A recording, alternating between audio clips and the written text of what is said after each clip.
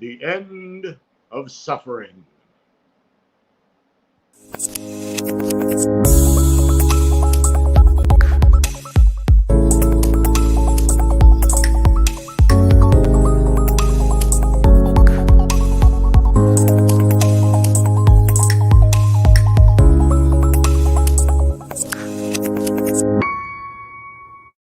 Hey, Dr. Tim here, and of course with me as usual is James Earl Jones, and the title of our show today is The End of Suffering. And so we're the Ouch Doctors, Dr. Steve and Dr. Tim, and we're here to lay some truth on you.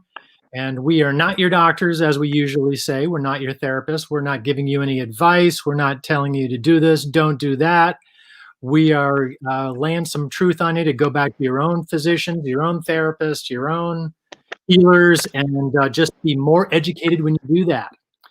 So one thing I wanted to mention also is that we are days away from the free version of the Freedom from Pain kit going away. It's going to become something different, and it's going to cost. So if I were you, I would go on there. I would go on the ouchdoctors.com, put in your email, print out the Freedom from Pain kit right now while it is free.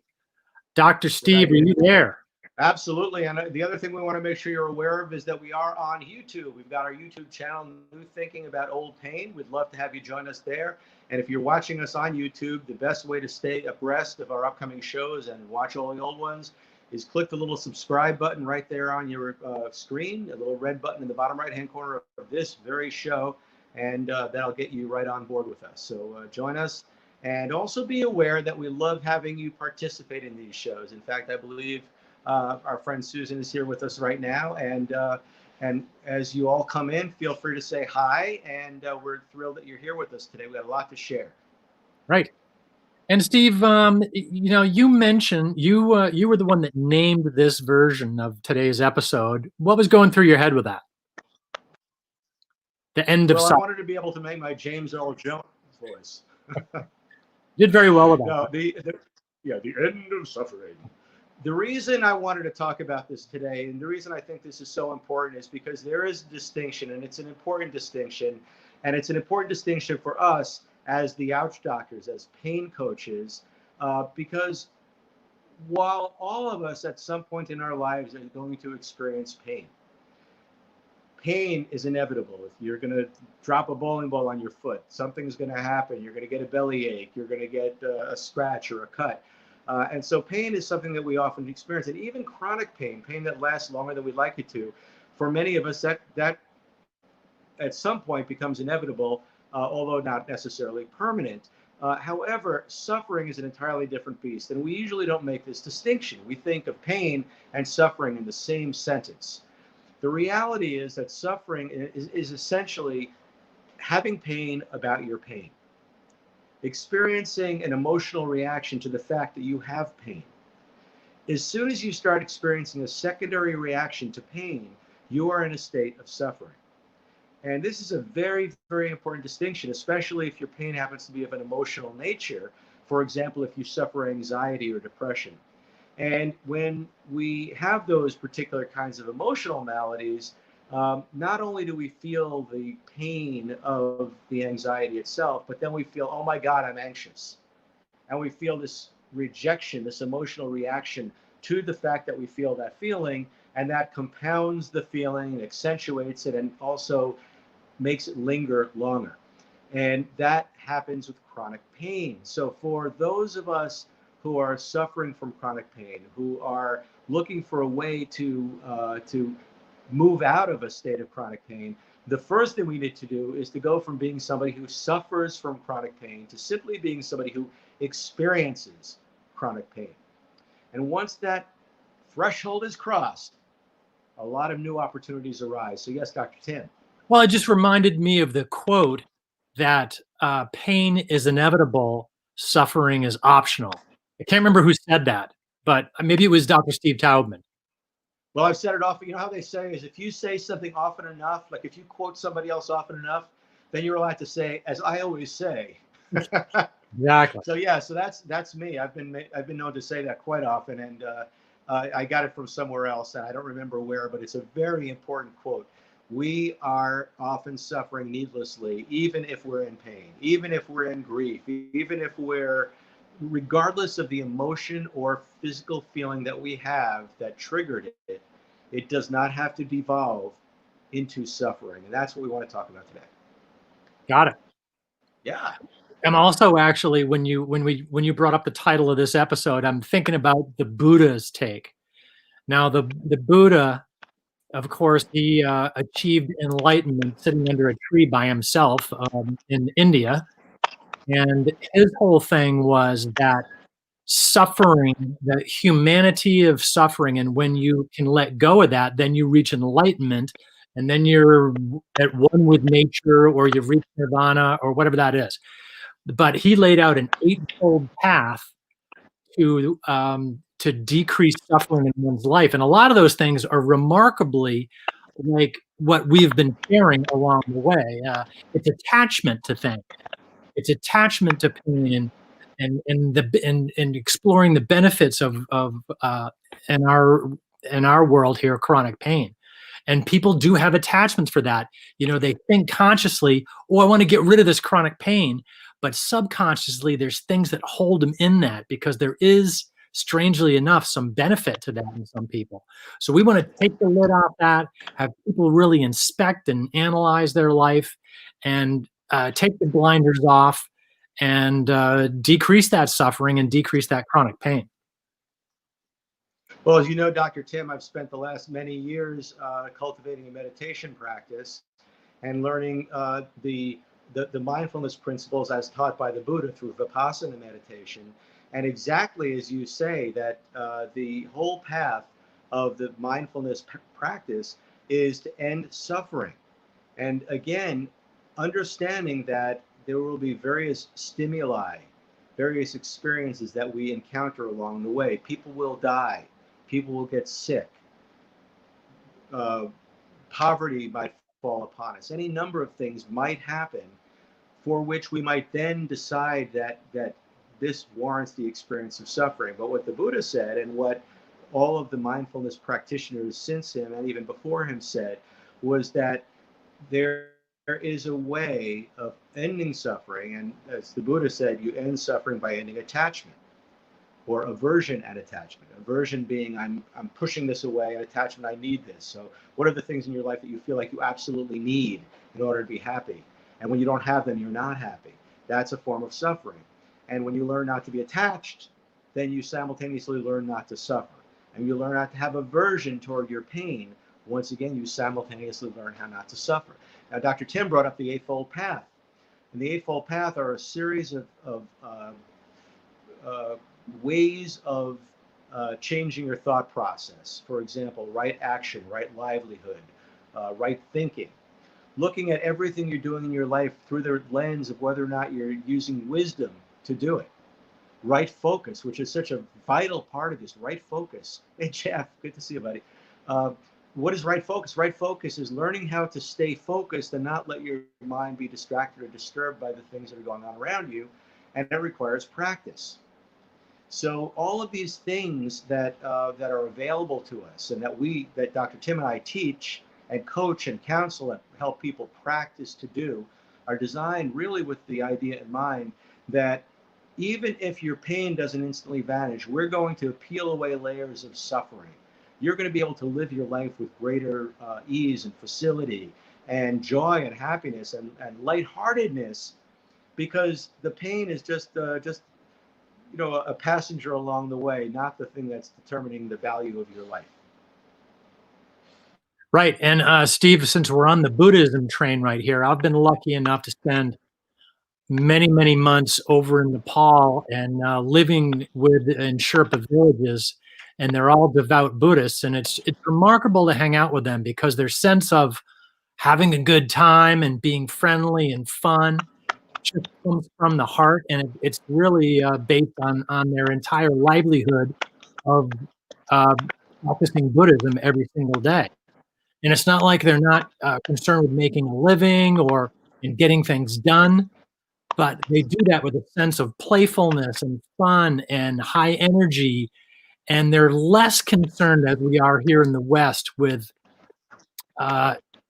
obviously with suffering, because that's part of the Buddhist path, but also grief and things. They just have a different idea on that. Some of that is based on their belief in reincarnation, of course, and that takes a lot of anxiety and fear out of their lives.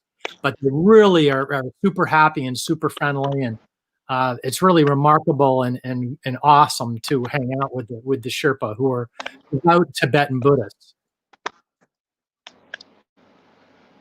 So, Dr. Tim, on my end, I'm barely hearing you. It's breaking up a lot. I don't know if it's. I'm going to let you continue the show while I go ahead and see if I can fiddle with some things on my end, and hopefully it's coming through. Okay. All right. Cool. All right. So, keep going, buddy. All right. So, hey, folks, Dr. Tim here. I'm going to swap my screen for a minute, because what I wanted to share too with this aspect of suffering was this. And so we're kind of going back into the grodies of pain right here. But I thought this was interesting. This is the latest thinking in the Veterans and Defense Department pain rating scale. A lot of folks are familiar with the 0 to 10. You go to a doctor's appointment. Okay, Mrs. Jones, what level's your pain? Oh, I'm a 5, or I'm a 6, or I'm a 10, or I'm a 3 today, or whatever it is. And that's pretty common. That's called the visual analog scale, by the way. And it kind of looks like this, 0 with no pain, a smiley person, hardly notice any pain, sometimes distracts me. These are in the mild or green range. And then it goes up to moderate pain, which is described as interrupts some activities and hard to ignore, avoid usual activities. And then it kind of goes in here into the more severe range, orange and red. And it goes all the way up to 10, which is as bad as it could be. Nothing else matters. And I'm convinced that, through talking with some of the clients that I have, and that sometimes it can be an 11, 11 on the 10 scale. So anyway, a lot of people are familiar with that. And this is just kind of more of a recent description of the 0 to 10 scale. But down here, this is some supplemental questions that the Department of Defense and the VA here in the United States deals with. And this is for clinicians to evaluate the biopsychosocial impact of pain. And this is new. And Dr. Steve and I actually work in the biopsychosocial realm. When we're talking about the mind-body and its effect on chronic pain, we're talking about the biopsychosocial arena of pain. But this is notable because out there in the world, people are starting to understand, it's becoming mainstream, that this biopsychosocial or this mind-body effect with pain. As a matter of fact, everywhere I look, and I read hours a day, I read articles on what the latest research is on chronic pain and mind-body stuff. It's really becoming just mainstream, which is really good to see. Because again, the mind-body stuff and what Dr. Steve and I are coaching folks on means a lot less drugs, a lot less surgery, a lot less diagnostic tests and taking x-rays and MRIs and all this stuff that really doesn't give you a lot of information, and people getting injections and all kinds of crazy stuff like that. And not to mention the misery that is perpetuated, and the heartbreak of opioid addiction and all this kind of stuff is added on there. So it's really, I find it very hopeful that the world is coming around to the mind-body method. And so anyway, so this is brand spanking new from the Department of the Defense. And so they want, if you walk into a doctor's office who's using the latest stuff, they're going to ask you questions like this. Circle the one number that describes how during the last 24 hours, pain has interfered with your usual activity. So biopsychosocial is not just measuring pain. Oh, I'm an 8. It's about measuring what you can do. Can you walk? I'm not able to walk because of pain. Okay, well, that's pretty much kind of up here in the orange range. So, or number 2, circle the one number that describes how during the last 24 hours, pain has interfered with your sleep. We know that sleep is just mandatory for healing and health. and the ability to fight infection and keep our resistance and our immunity high, and our mental spirit and our emotional health is all related to sleep. So this is becoming connected with chronic pain. And here's number 3. Circle the one number that describes how during the last 24 hours pain has affected your mood. Up until the last few years, no one's ever even asked questions about people like the patient's mood and how it relates to chronic pain. So I find it very hopeful that the world's moving in this particular direction. So let me see if I've got any questions. Okay, Dr. Steve here says, hey, I'm watching. All right, Dr. Steve. And of course, Susan says here, we're breaking up a little bit. So I'm just going to keep going like I'm okay. Dr. Steve, am I breaking up or am I cool? Let me know that. So in number 4 here on this, on the pain scale information, circle the one number that describes during the last 24 hours, pain has contributed to your stress. So that's a question for the patient to think, and connect stress to their physical pain. I think this is amazing that we're getting closer and closer to a mainstream mind-body connection every day when you go to a pain doctor. So enough with that. So all right, so I'm out there and people are hearing me, and that's super. So that's I wanted to talk a little bit about that. I could talk all day about the Buddhism aspects of chronic pain because I really find it fascinating, and I find it a really simple way to kind of understand and to explore the idea of suffering, and disconnect it with the idea of pain. And remember what Dr. Steve said: pain is inevitable. We're going to have pain throughout our life. But we can train our brain and our attitudes and decrease our stress life and our anxiety through tools that Dr. Steve and I will help with to really decrease the suffering aspect throughout one's life. And that's what we're really, really excited about doing. And since I have a few minutes here, I want to tell a brief story, because as I was kind of showing you and swapping the screen with, I don't know if I swapped the screen right there. Let me get out of that. I want to tell a quick story that I kind of alluded to a long time ago. And I think that pain can be an 11 on a scale of 10. So just some of you have heard this story, but bear with me because my sidekick's not with me. When I was 10 years old, I injured my back badly. I was carrying I was giving a kid a piggyback. I was about 10 years old, giving like a 7-year-old a piggyback.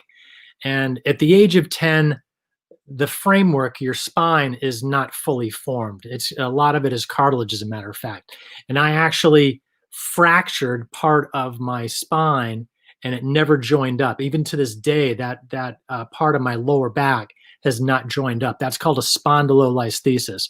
Some of you might have been told that you had a spondylolisthesis. And there's different grades of spondylolisthesis. Mine is like a grade 1, grade 2. And so I had that around age 10, and I was in severe pain for a while. It went away. And then when I became a few years later, and I started to be an athlete, and I started to be a long distance runner when I was 12 years old, ran my first 26-mile marathon when I was 16 years old. And that was too early for me to have all that stress. I ran a nice fast marathon, almost broke 3 hours at the age of 16. But I fractured my lower leg and caused a problem with that spondylolisthesis that ended up with bilateral sciatica all the way down into my leg. Some people are familiar with sciatica, which is the large nerves that go out of your back and down your leg. So I went for months not being able to run one step at all with that. But the good part of that was I did go to a chiropractor, and I had some relief with that. And I decided to be a chiropractor, and that was super awesome. And I was able to help thousands and thousands of people. But flash forward until my 40s, my health really started to kind of go south.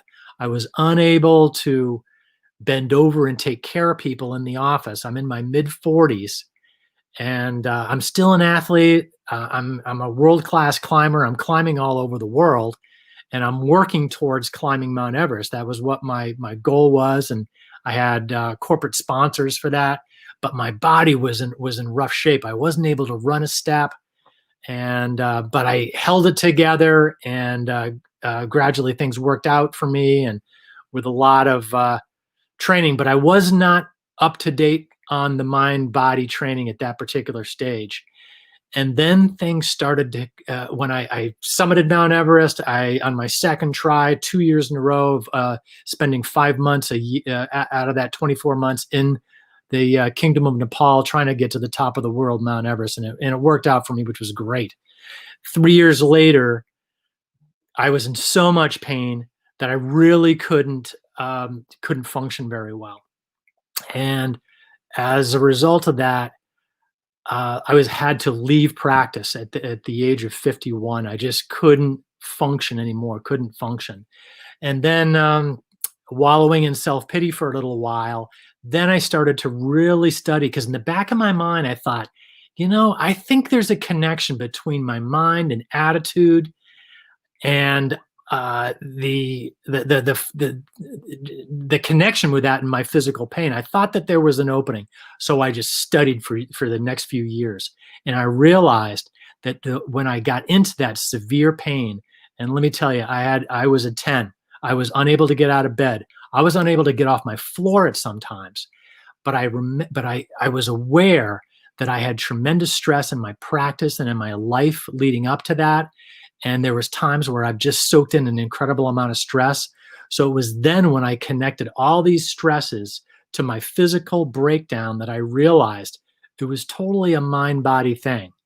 And that changed my whole world, leading to partnering with Dr. Taubman right now, and working in the mind body, because we're here to help other people. We've learned a lot, me being a chronic pain sufferer, and maybe the next time I have a break in the action, I'll tell you how I almost died during that period of time with low back pain. But I know we're getting towards the end. I don't want to keep going on. So I do want to mention that we're in the last few days of the Freedom from Pain kit, the last few days of that being free. So go on to theouchdoctors.com, put in your email, and you can download that. I recommend that you print it out, and because in a few days, by next week, there's going to be a charge for that. So get it while it's hot. So we also are very excited. We have some new changes coming up. I'm not going to talk about that now, but hang in there, and we've got some big stuff coming up. Dr. Steve also says the same principles are in every religion at the esoteric level. Monks of all religions train in this kind of mind mastery to enhance their relationships with God. Absolutely. And if people let us help them discover freedom from suffering, we have much more leverage to help them overcome pain. So with that said, let me close it out by just saying, train your brain, lose your pain. Thank you, everybody. Good night.